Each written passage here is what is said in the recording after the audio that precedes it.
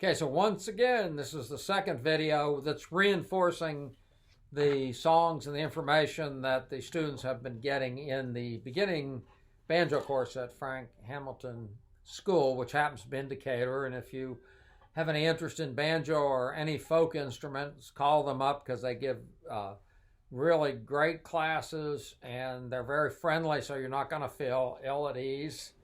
You'll feel welcome there. It's a cool concept. Okay, so the first video we talked about the forward roll, which goes thumb, index, middle. It has to do with the order of the fingers, okay? So that's a forward roll, thumb, index, middle, thumb, index, middle, okay? Backward roll, middle, index, thumb, middle, index, thumb. So we did those two rolls, and then we played chords against them. Okay, now, if you have the banjo primer book, this is where this comes from, the second song that we are working on is Shady Grove. Now, Shady Grove uses a pattern which goes thumb, index, thumb, middle, thumb, index, thumb, middle, which sounds something like this. Thumb, see that? And the thumb is free to play different strings. Okay? So I will play Shady Grove, as is in the banjo primer, and you'll see, look at this pattern, you'll see it. So it goes.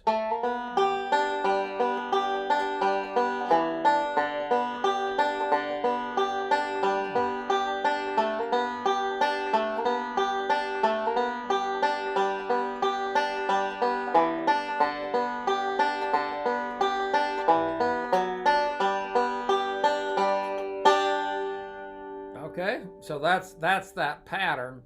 Now, if we take the chords in Boiling Cabbage down, which once again are C, C, G, G, D, D, we can use that same pattern, the alternating thumb pattern, and play it. So we go.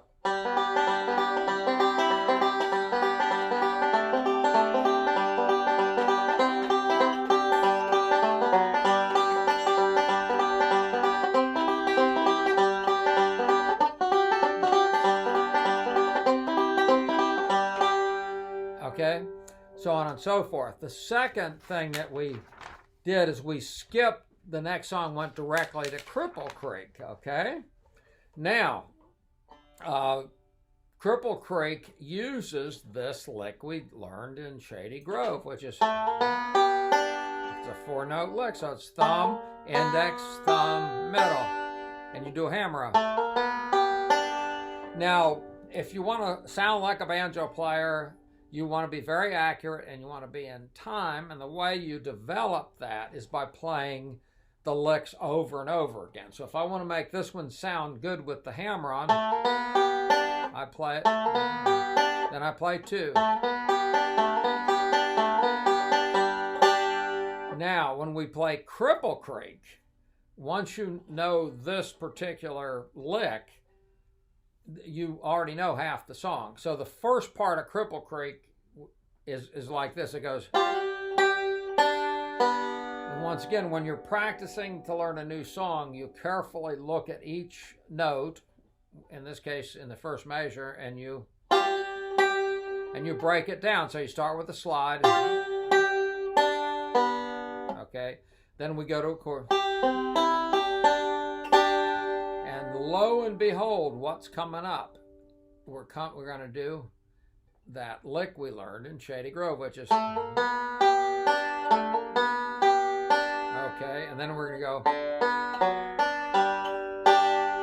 Okay, so that's the first part, which is repeated twice. Once again, if you have the book, it makes it easier to learn this.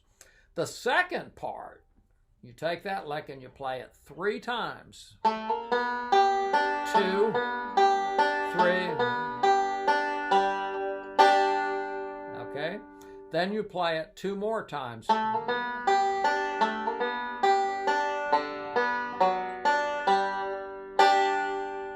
All right. So once again, once you've learned this one lick,